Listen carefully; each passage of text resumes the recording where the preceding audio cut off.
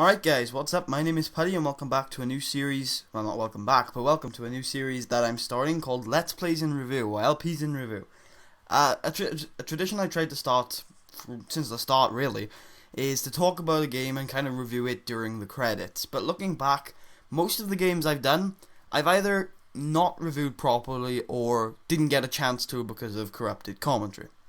So I've decided to go through my Let's Plays again and give them a proper score, properly review them in an organised fashion with some gameplay in the background, not to demonstrate points, just random gameplay, and start a tradition to do it with future Let's Plays. So let's start off with my first game that I Let's Played. I'm gonna skip Undead Nightmare. I don't think I'm gonna review DLCs. I think I'm gonna factor in DLCs to a game's review. That's how I'm gonna do it. So let's start with Fallout 3. So Fallout 3 is the sequel to the original two Fallout games. They were top-down RPGs, some of my favourite games of all time. And Fallout 3 came up years afterwards, made by a new developer, the Bethesda Softworks. They're responsible for the Elder Scrolls series. The engine is very Elder Scrolls-esque, with definitely, just more. A lot of people used to call it, Oblivion with guns. Wait, was it Oblivion? I can't really remember.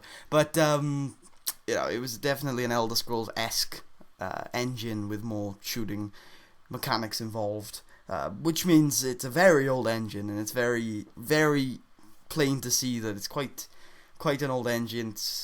We'll talk about that later, but yeah, it's quite an old engine, and it's plain to see as the series goes on.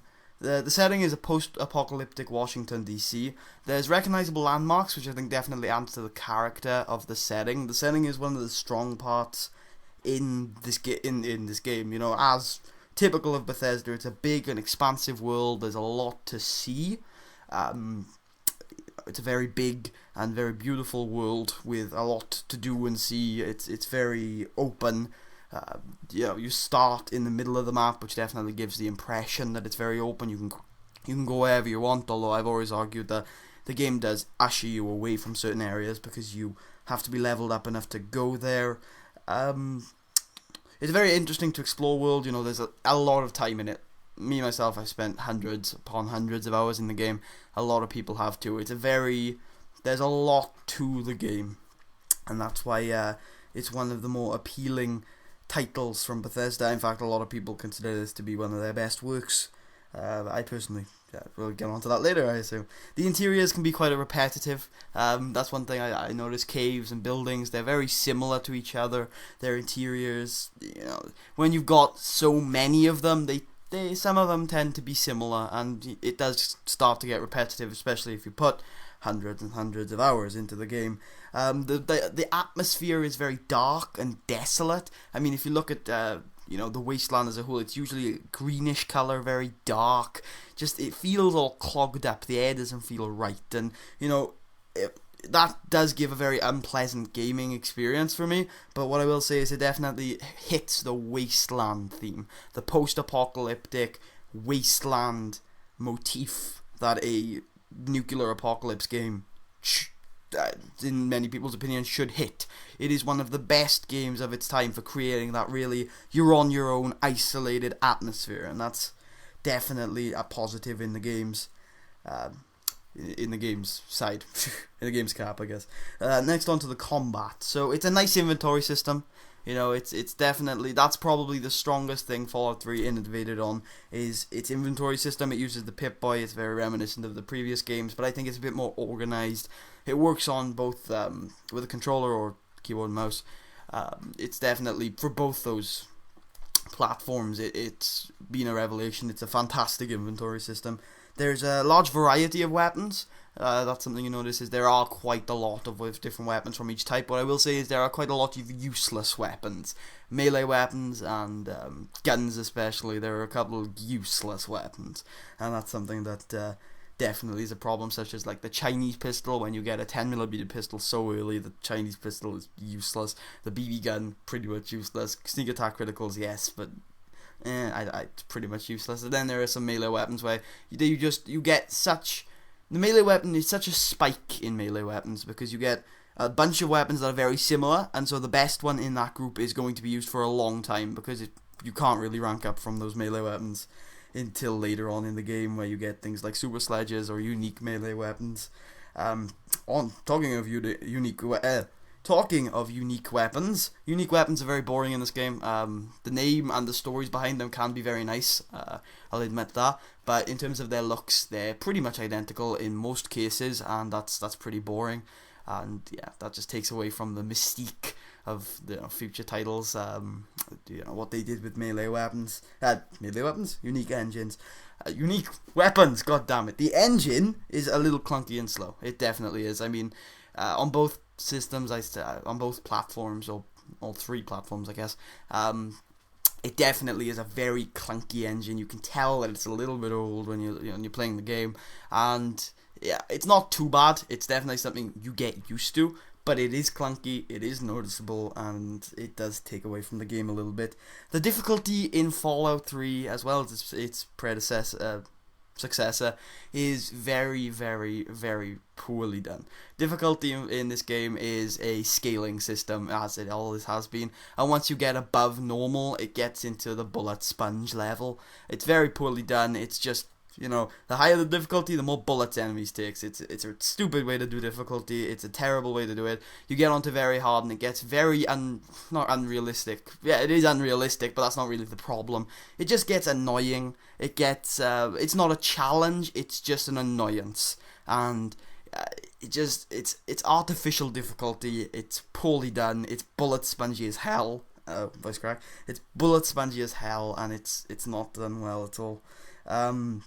The enemy variety seems to be good. There's definitely a lot of different types of enemies, which I'm a fan of, but the problem is you don't get to see that enemy variety as much as I'd like, because there are a bunch of different types of super mutants, but you're usually fighting super mutants in most of the game, and that gets really repetitive. The ghouls are nice, they're spread out nicely. You just need a bit more than super mutants, and the raiders, I even think the raiders aren't common enough, but when they are, I think the super mutant thing, I know it's to do with the lore of the game, but the fact it gets really repetitive really quickly, and there's a lot of different types of, there's a lot of fighting the same type of enemy all over again when there are a lot of enemies in the game, but there are some enemies you just don't see enough of, like the Reavers or the Overlords or the Albinos especially. I don't think you see the Albinos enough at all, and that's something you should definitely, that's a problem with the game, is that they don't use their wide variety of enemies that often. They just stick a bunch of lower level super mutants at you. Alright, on to the story. I think it's a good concept. I think it's one of the better concepts in the series. I think the whole story of Project Purity is a nice concept. I like what they're doing there. I like the concept of that, and I like taking you through that. That's cool. That's a very nice storyline. It's well told. It definitely is. There are some emotional moments, and there's definitely a lot of backstory on Project Purity. The main story is very fleshed out. It's well done. It's definitely well done.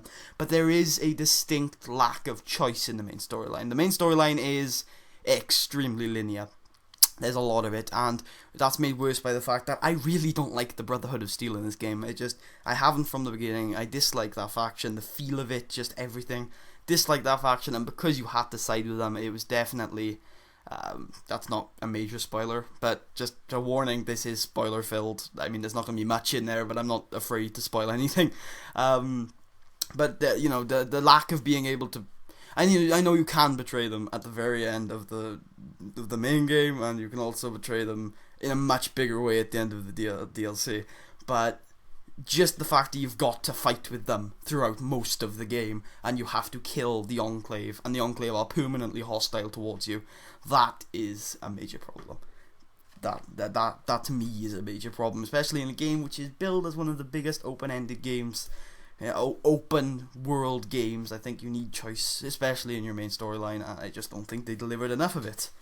Okay, almost to the end here. Here's the characters. I think a lot of the characters are funny and likable. I think they've got a lot of characteristics that make the characters good. They add to the world. They're likable, and they're very good characters. But there's not too many of them, to be honest with you. I think the characters are very scarce. For most of the game, you're going to be fighting or traveling, and I don't think the characters are there enough of it. And it's just not a very people-filled world. There are a lot of settlements, but it's not a very it doesn't feel populated, and it's not supposed to be. It's a nuclear apocalypse game, I know that, but to me, it makes the gameplay pretty unenjoyable if there's nobody there for most of the game, and that's one of the bigger problems I have with it. Also, a lot of the characters are not very fleshed out. They're there to sell you stuff or give you one piece of information that you need, rather than actually give them a backstory, and that's again one of the problems I've had with this game from the start. I think it's probably my biggest problem, is that there aren't enough good character backstories, and I think that there need to be. There are very good character backstories, but there are too many characters that are there just to serve a purpose, or in some cases to serve no purpose. There are just some characters that are there to populate towns or walking around, and I know that has to happen, but they're not very good. Even their filler dialogue isn't varied enough, so that does disappoint me a little bit. Okay, so here's my conclusion. There is a large quest pool in this game. It is so huge. There is so much to do. This game is possibly one of the games I would consider in a group of games. I know that's pretty convoluted, but this is one of a group of games that defines my word of value for money. You will, if you pay, especially in this day and age, when the game is 5 years old, and probably, I think so. The Game of the Year edition is £15 on console, and it's on sale on Steam all the bloody time, all the time, every sale. Sometimes when it's not even a sale, it's on. The Game of the Year edition is like £4 all the time on Steam, like even less sometimes. It's just so cheap now. And of course, you're going to get hundreds of hours out of this game if you like the setting. And yes, it is value for money. Even when it came out in the day, $60, £40, whatever it was value for money at its finest. And it is still, to this day, one of the best games for value for money that you will ever get. But there are some other games in the world that do a large quest pool slightly better.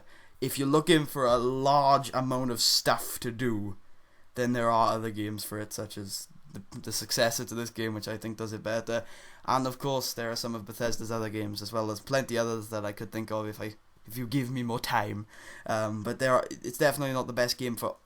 It's not the best game for a large amount of stuff to do. It does have a large amount of stuff to do, and this is where its unique selling point comes into play. It is the best game to create a dark and desolate post-apocalyptic experience. If you want a lot of stuff to do in a dark and desolate environment, and you don't like dead money, then this is the best game. It's for you, definitely, 100%. But, if you just want a bunch of stuff to do, then there are probably a much other games for you. Like, there's a bunch of stuff that's like never-ending, procedurally generated stuff, but we'll get into that. But yeah, if you want a lot of stuff to do in a dark and desolate environment, this is the game for you. The weapons and enemies can get boring quite quickly, actually, I'd say.